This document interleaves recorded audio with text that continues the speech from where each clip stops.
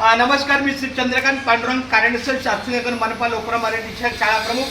जसा हा शाळेच्या 50 मीटर परिसरामध्ये अशा पदार्थांना मोफत किंवा विकत घेणे बंदीचा जो बोर्ड आहे ह्याला मुख्य प्रयोजन पण लावलेला आहे. आणि प्लस मी स्वतः माझे 200 अधिक रुपये खर्च करून मी माझ्यासाठी पण लावला. वास्तविक त्यांनी सांगितलं एक शाळेला लावावा, पण म्हणलं जाऊ दे, 200 रुपये 300 रुपये गेले हरकत नाही.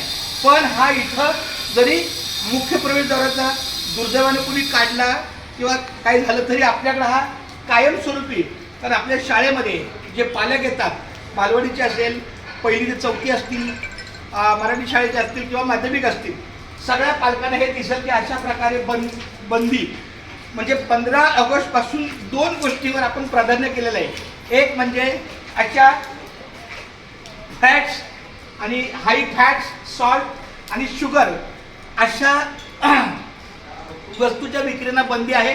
आणि प्लस व्यसनमुक्तीसाठी पण आपल्याला बंदी केलेली आहे. 50 मीटर अंतरावर पान, बिडी, तंबाखू, मावा, गुटखा, तंबाखू, सिगरेट या प्रकारची बंदी केलेली आहे. अशा प्रकारे दोन्ही बॅनर आपण या ठिकाणी निशाण लावलेले आहेत.